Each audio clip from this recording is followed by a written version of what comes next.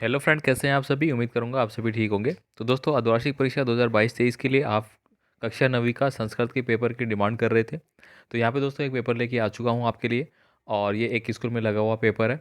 तो साथियों, आपसे रिक्वेस्ट होगी चैनल को सब्सक्राइब करने के साथ साथ वीडियो अपने दोस्तों के साथ शेयर जरूर करें। तो चलिए यहाँ पे अपन देख लेते हैं कौन कौन से इंपॉर्टेंट पर्सन है। और दोस्तों, आप काफ़ी कमेंट करते हैं कि पेपर बहुत जगह सेम भी आ रहा है, बहुत जगह सेम नहीं आ रहा, कुछ पर्सन मिल रहे हैं। तो मैं आपको फिर से बता दूं कि हर जगह पेपर सेम नहीं हो सकता। पेपर बताने का मतलब क्या होता है कि आपको एक आइडिया लग जाए कि हाँ, मुझे क्या क्या पढ़ना है और कौन कौन से टॉपिक्स को पढ़ना है। और बहुत सारे टॉपिक ऐसे होते हैं जो कि लगभग सभी में पूछे जा रहे हैं, तो वो आपके क्लियर हो जाते हैं। ठीक है, तो चलिए अपन यहाँ पे स्टार्ट करते हैं। सबसे पहले देखिए दोस्तों, यहाँ पे आपको पूछा गया है स्वर्ण काक पाठ पाठस्य लेखक अस्ति। आपके जो पाठ दिया गया है स्वर्ण काक, उसके लेखक है वो कौन है।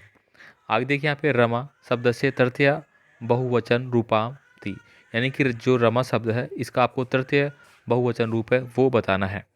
इसके बाद देखिए अगला क्वेश्चन जो आपका है वो है लोहतुला नामक पाठ्य पंचतंत्र कस्मात् तंत्रदात ग्रहणमस्ति। तो इसका भी आपको आंसर देना है। इसके बाद देखिए परोपकार इत्यमने शब्दे संधि अस्ति। तो ये परोपकार शब्द जो है उस पर कौन सी संधि है वो आपको बताना है। ठीक है, तो संधि वाला टॉपिक है वो आपको देख लेना है। इसके बाद देखिए यहाँ पे बहुवीरी समास से उदाहरणम अस्ति। बहुवीरी जो समास है उसका उदाहरण बताना है।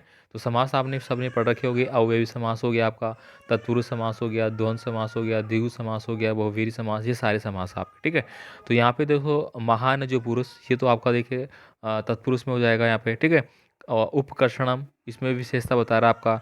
और चतुर्गम्य, ये चार चीज़ों के बारे में आ गया यहाँ पे। ठीक है, तो चतुर्गम्य मतलब ये तो किसका हो गया आपका, द्विगु समास का हो गया यहाँ पे। ठीक है, और यहाँ पे देखिए प्राप्त बोधक। ठीक है, तो यहाँ पे दोस्तों आपको छटनी करना होगा इसको। आगे देखिए यहाँ पे ऐसा ही 6 नंबर का क्वेश्चन है। इसके बाद देखिए आपको एक अधोलिखित गद्यांश दिया गया आपको। ठीक है, इसको आपको पढ़ना है और पढ़ने के बाद कुछ प्रश्नों के आंसर देने हैं। तो आप एक बार देख लीजिए, भारत वर्ष एक महान देश वर्तते, ये श्लोक यहाँ पे, सॉरी, गद्यांश आपको दिया गया है, इसको आप देख सकते हैं। चलिए आगे बात करते हैं अपन। ये आपको दिखाई दे रहा होगा, नेक्स्ट पेज पे आ गए अपन। ठीक है, इसको पढ़ लेना और इसको कुछ प्रश्न पूछे गए हैं, उनका आंसर देना है। तो मेरे हिसाब से कोई सा भी गद्यांश हो, आप उन प्रश्नों के उत्तर है वो आराम से दे सकते हैं, क्योंकि गद्यांश में जो आपको पढ़ना है और गद्यांश को देख के ही आपको आंसर देना है। इसके बाद देखिए निम्नलिखित उत्तर पुस्तिकाएं लिखे, यानी अस्मिकिन अनेक प्रदेशा संति, इसमें इनके उत्तर आपको देना है। इसके बाद देखिए यहाँ पे दोस्तों आपको विभक्ति वगैरह कारक वगैरह है वो आपको पूछे जा रहे हैं। तो ये आप यहाँ पे देख लीजिए। समुचित विभक्ति प्रयोगेण रिक्त स्थानानि पूर्यत। ठीक है, इसका आपको रिक्त स्थान की पूर्ति करनी है। इसके बाद देखिए अगला जो दिया गया है ये आप देख लीजिए। तो ये दोस्तों आपको पूछे जा रहे हैं, तो आपसे रिक्वेस्ट है कि ऐसे चीज़ों को आप पढ़िए। ठीक है, जिससे कि आपको सटीक जानकारी प्राप्त हो जाएगी कि क्या पढ़ना क्या नहीं पढ़ना। इसके बाद देखिए अधोलिखित पद्य से संधि विच्छेद। दोस्तों संधि विच्छेद और आपके जो क्या बोलते हैं समास विग्रह जो है वो पूछे जा रहे हैं आपके। ठीक है, और जो आपका पढ़ते वगैरह हो गए, उपसर्ग वगैरह, ये आपको पूछे जा रहे हैं, आप इनको पढ़ लीजिए। यहाँ पे देखिए आपको पढ़ते कम, इसमें आपको संधि विच्छेद को बताना है और हितोपदेश में आपको बताना है। इसके बाद अगला है, उसमें आपको संधि का निर्माण करना है। ठीक है, अगला जो दिया गया है इसमें आपको समास बताना है। ठीक है, राजगृहम का हो गया तिरुभुवनम। तिरुभुवनम मतलब तीन बहु वाला, मतलब द्विगु समास हो गया। राजगृहम यानी राजा का जो घर होता है उसके लिए हो गया। इसके बाद देखिए अधोलिखित विपग्रह, ये समासकृत है। यहाँ पे समास का नहीं बताना आपको। 10 अनानी यशस्य। ठीक है, ये बताना है। और बागेनत है। इसके बाद देखिए आपको संस्कृत में लिखने के लिए जो मैथ है, गणित है, वो शब्द आपको मिलेंगे, वो आपको किस में लिखना है, संस्कृत में। तो वो आप देख लीजिए। ठीक है, इसके बाद देखिए अधोलिखित पदेशु धातु, धातु का लकार वगैरह है वो आपको पूछे जाएंगे, ये आप देख लीजिए। इसके बाद देखिए अगला है वो आपको क्या होगा, विभक्ति आपको पूछी जाएगी। जैसे तृतीय विभक्ति, एक वचन पूछा गया है इसका। ठीक है, इसका द्वितीय बहुवचन और इसका सप्तमी बहुवचन, ये सब आपको पूछे जा रहे हैं। इसके बाद देखिए दोस्तों आपको अधोलिखित प्रश्न जो दिए गए हैं उनका उत्तर आपको संस्कृत भाषा में लिखना है। यानी कि आपको संस्कृत भाषा वाले क्वेश्चन है वो आपको पूछे जाएंगे, वो आपको बताना है।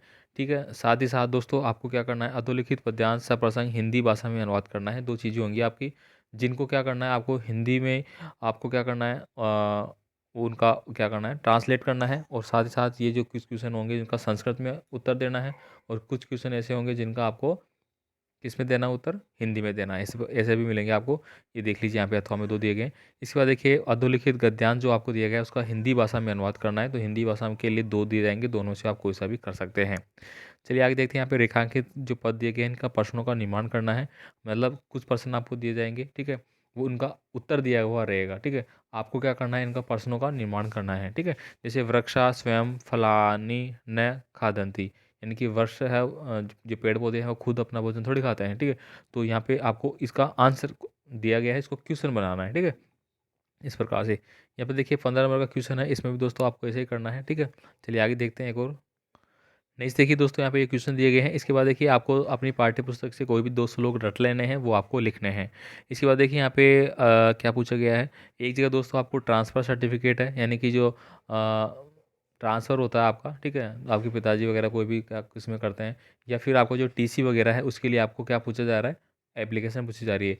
एक में पूछी गई थी 2 दिन के अवकाश के लिए, एक में आपको पत्र पूछा गया था, ठीक है, जिसमें कि आपको कोई भी दोस्त वगैरह उसको आप बधाई पत्र दे रहे हैं, ठीक है, इस प्रकार का, है ना।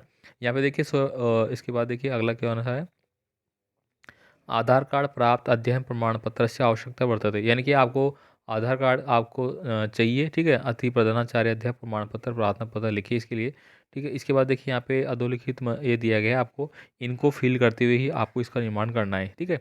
ये यहाँ पे दिया गया ना आपको, रिक्त स्थान को भरते हुए इनको आपको पूर्ति करनी है, ये सब, ठीक है।